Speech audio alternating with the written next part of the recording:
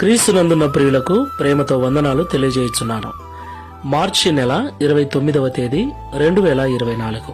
ప్రత్యేకంగా ఈరోజు దేవుడు మనతో మాట్లాడుతున్న మాట ఏమిటనగా రోమాపత్రిక 4వ అధ్యాయం 25వ వచనం. ఆయన మన అపరాధముల నిమిత్తము అప్పగింపబడి మనము నీతిమంతులముగా తీర్చబడుటకై లేపబడెను. ఆమెన్.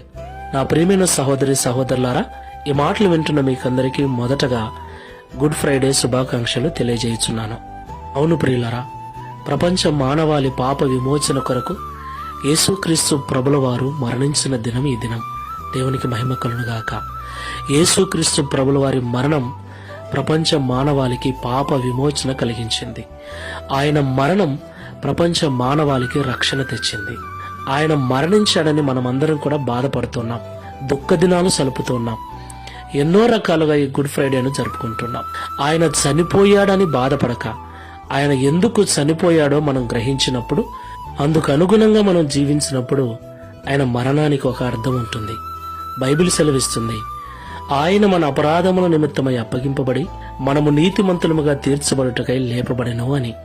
దేవునికి మహిమ కలుగునుగాక. ఆయన మరణములో మనకు పాప విమోచన ఉంటే, ఆయన పునరుద్ధానములో మనకు నీతి ఉంది ప్రియులారా. ఈ విషయాన్ని నమ్మి విశ్వసించిన మనము, ఆయన మరణ పునరుద్ధానము ద్వారా నీతిని పొందుకున్న మనము ఆ నీతిని జీవితకాలం అంతా కాపాడుకోవాలి. ఎవరైతే అలాగున కాపాడుకుంటూ క్రియల మూలమైన నీతిని, విశ్వాస మూలమైన నీతిని కలిగి జీవిస్తూ మరణిస్తారో అలాంటి వారికే నిత్య జీవము, పరలోక రాజ్యములో స్థానము. కాబట్టి మాటలు వింటున్న ప్రియ సహోదరి సహోదరుడా, ఏ విషయంలోనూ ఆయన మన వలన బాధపడకుండా మన ప్రవర్తన విషయమై జాగ్రత్తగా ఉంటూ ఆయన మరణ పునరుద్ధానములకు లోకములో సాక్షులుగా మనము నిలవాలి. అలాగ తీర్మానం చేసుకుని ప్రార్థన చేసుకుందాం.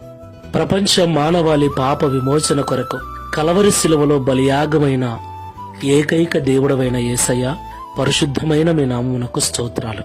మరొక సంవత్సరము మీ మరణ దినమును జ్ఞాపకం చేసుకున్నట్టుకు మీరు చూపిన కృపను బట్టి స్తోత్రాలు. అయ్యా, మా అపరాధముల నిమిత్తమే మీరు మరణించారని, మేము నీతిమంతులుగా తీర్చబడుటకే మీరు తిరిగి పునరుద్ధరణుడయ్యారని ఈ ఉదయకాల సమయంలో మాతో మాట్లాడినందుకు స్తోత్రాలు. ఈ విషయాన్ని మేము ఎప్పుడైతే గ్రహిస్తామో, మీ మరణ పునరుద్ధానముల ద్వారా మాకు కలిగిన నీతిని ఎప్పుడైతే కాపాడుకుంటూ ఈ లోకంలో జీవిస్తామో అప్పుడే మీరు సంతోషిస్తారని కూడా మాతో మాట్లాడారు. ఈ ప్రార్థనలో ఏకీభవిస్తున్న మేమందరము కూడా నీ మరణ పునరుద్ధానములను ప్రత్యేకమైన దినాలుగా, పండుగగా జరుపుకోవటమే కాకుండా ఆ మరణమునకున్న అర్థాన్ని గ్రహించి, ఆ పునరుద్ధానములో ఉన్న నీతిని గ్రహించి జాగ్రత్తగా నడుచుకున్నటకు, నీకు సాక్షులముగా నడుచుకున్నటకు సహాయం చేయండి.